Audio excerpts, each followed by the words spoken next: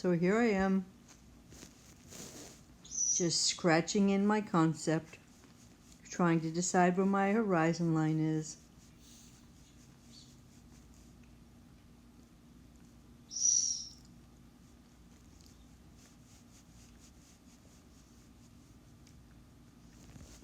Some people draw the whole painting out before they start.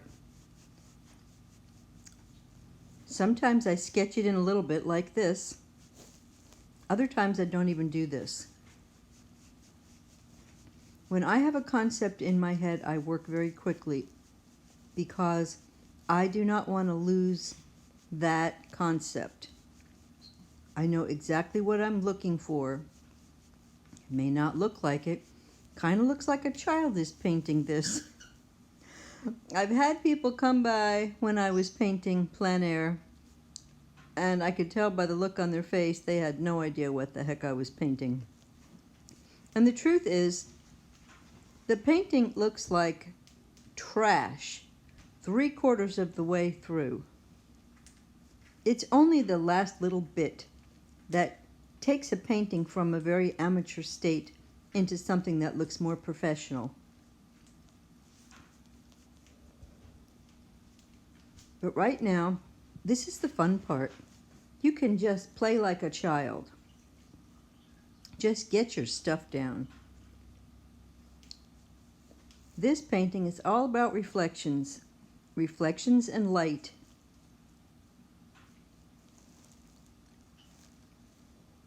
There's going to be water with trees that are reflecting into the water.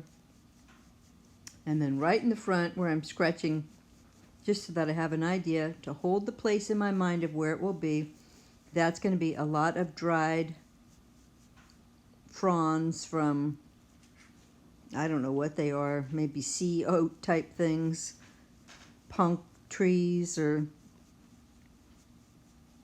I forget what they're called, but long, tall grasses that grow in the middle of the water where the ducks and other animals lay their eggs. So that's going to be the last thing I put in, and the reflections from those will be the last thing that I put in. I want to get the background with the dark trees back there reflecting into the water, some of the blue water in the front, and then we'll put the grass in.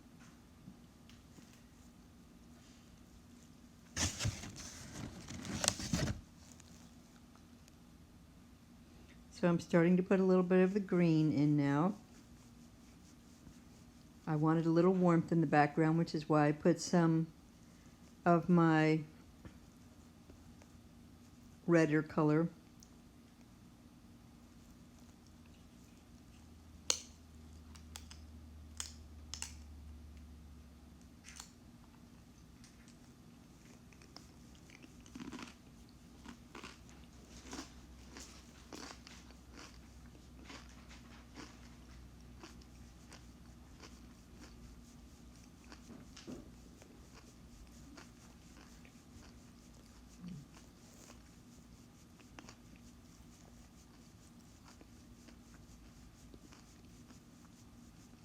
These little splashes of color are just holding a place, reminding me that there's some dark green in the water there.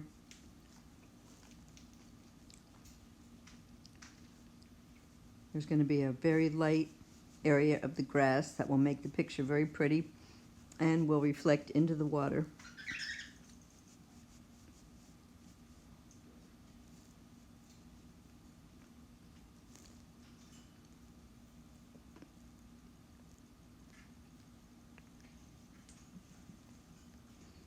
Use the biggest brush you have.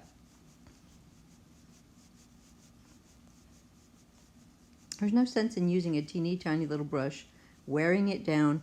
This happens to be an Ashkata brush, if I'm saying it right.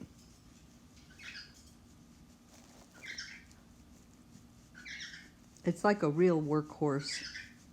It might be like a 12 or something. It's huge.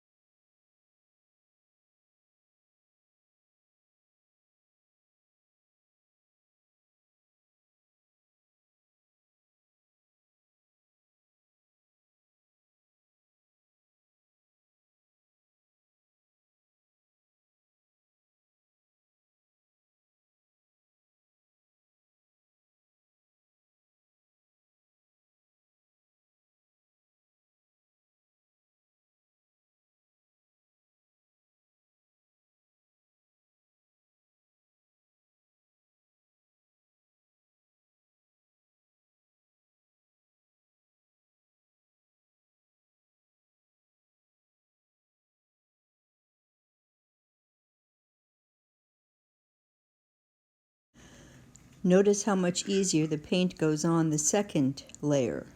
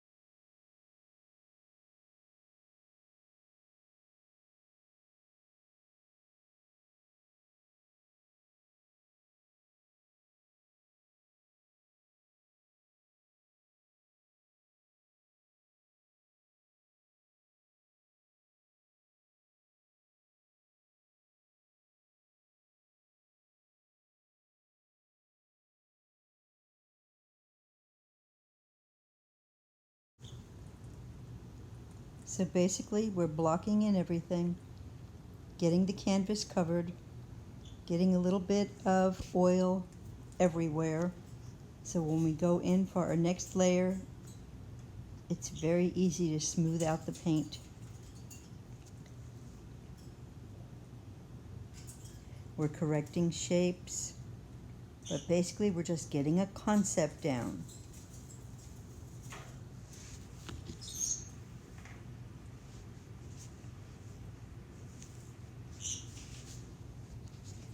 And all we're doing right now is just making shapes. Nothing is detail.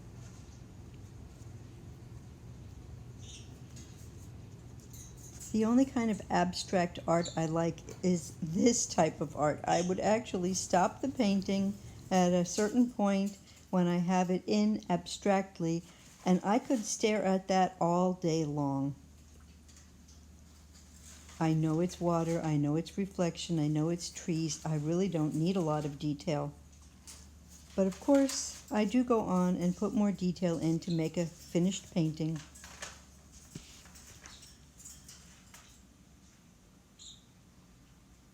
Look at this side by side.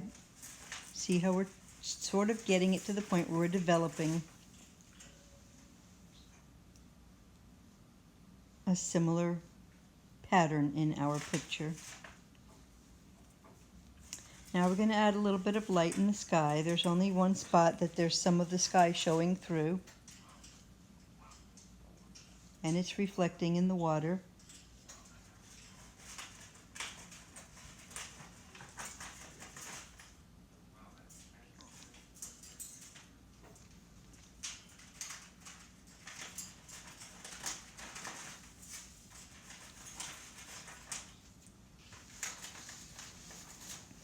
Putting it on a little thicker because we want to cover some of the stuff we put underneath. But you see how I'm able to paint over that because it's on very thinly.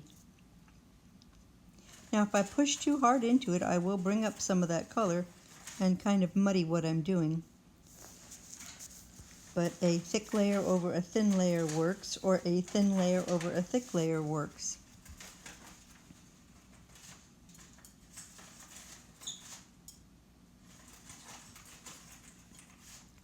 So this looks chaotic at this point, but the reflections in the water are very chaotic.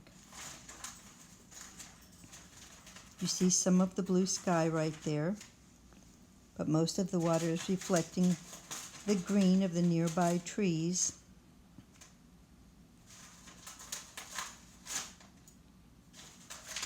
I really like that light coming from behind the warmth, but it's going to end up being mostly green back there. But you'll see a little bit of that poking through, which makes it worthwhile putting that warm color down.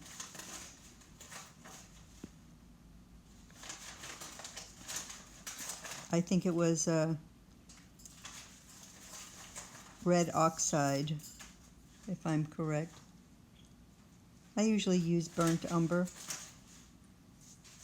but permanent red oxide is what I had, and it works nicely. Bring this up a little bit, even though this is not a straight horizon. It is going down. I don't want it to go down so far that it looks odd. So the right-hand side is lower than the left on purpose.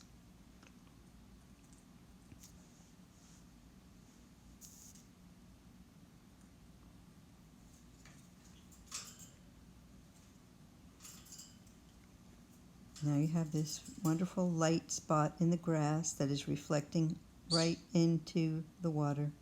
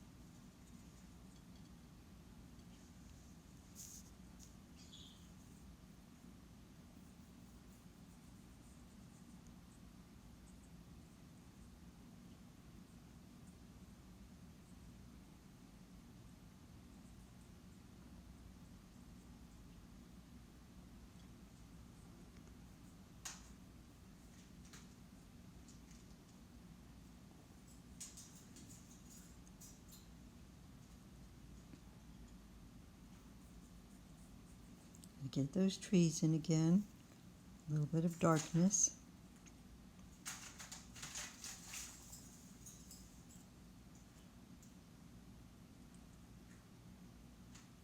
Still just blocking them in.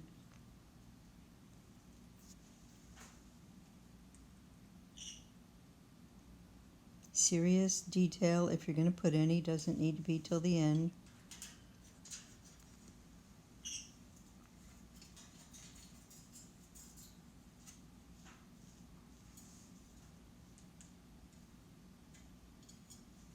And move all around the canvas, never just working in one area.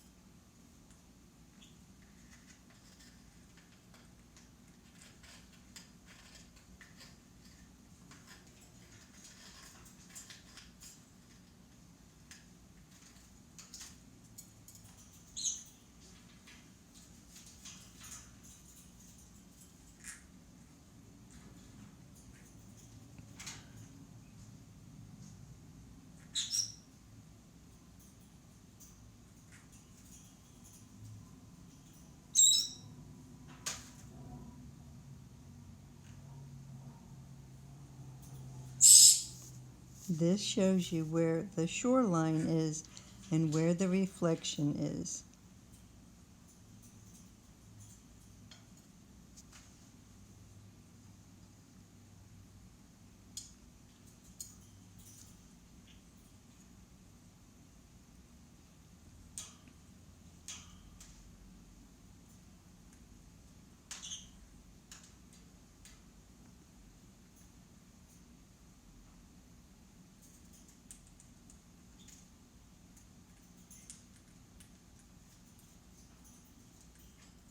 Painting is like magic.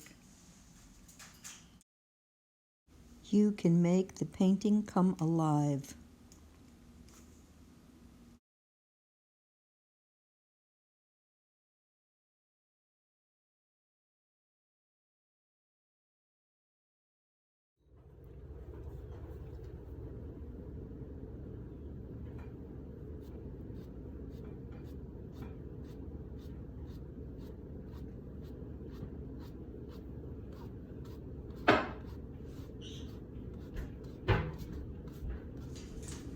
Notice when I use my brush vertically, it changes the color of the paint because it's no longer reflecting the light.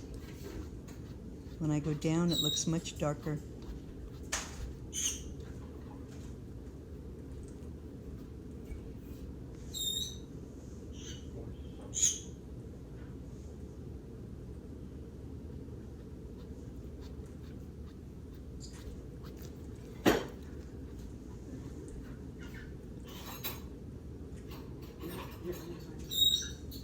That's the reflection of the grass above.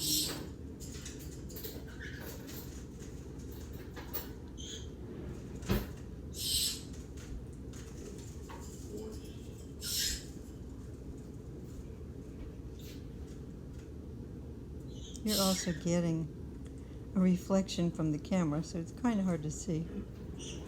That's why I try to get a little snapshot of it afterward, see if I can show it to you better. There's also an angle on the canvas.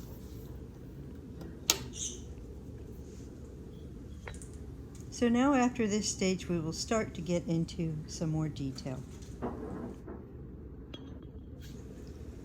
So I decided to straighten the shoreline out just a little bit, only because even though I know that's how it is, it just looked like something that people would be turning their heads going, is that straight? A very wise artist said many years ago, if you can paint a normal pear, don't paint a crooked pear, because nobody understands you're looking at a crooked pear and they don't care. They're just going to notice the pear is crooked. So you have to paint what your audience can understand. So I straightened it out a bit. We're getting there. Basically, you're looking at a little fence and a small walkway, a light pole, and some trees with some sunshine on them reflecting into the water. But that's the background. The story is going to be in the foreground with all of the twigs and leaves and stems from the grasses that are growing in the water.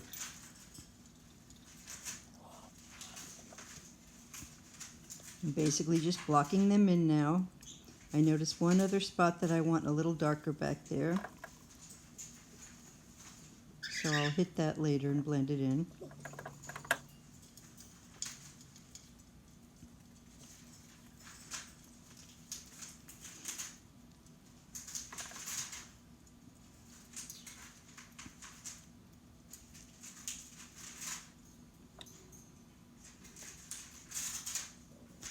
So everything's going to be put in with a medium-sized brush quickly. After a bit, I will get out a liner brush and start doing these with a little bit more accuracy.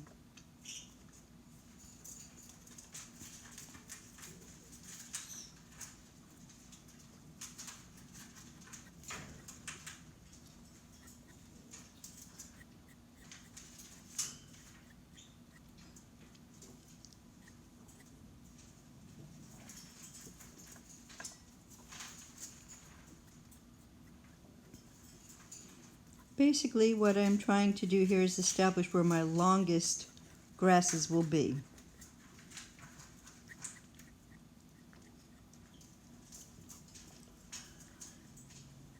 And my lightest grasses, because those will be the focal point, and I don't want it smack dab in the middle of my painting. Some are green, and some are golden, and some are almost white. But basically I'm just getting in the strokes right now, the rhythm of application. This will be the background for the more detailed strokes with thicker paint, just like the rest of the painting. Thinner paint, then thicker paint.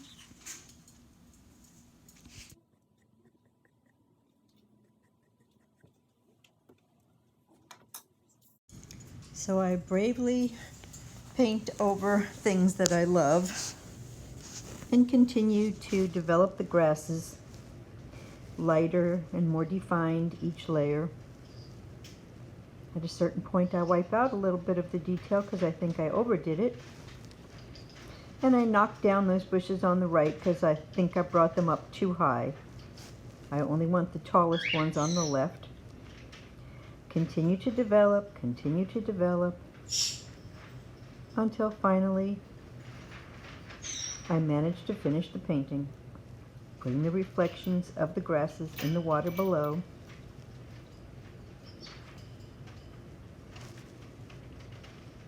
Reflections are fun,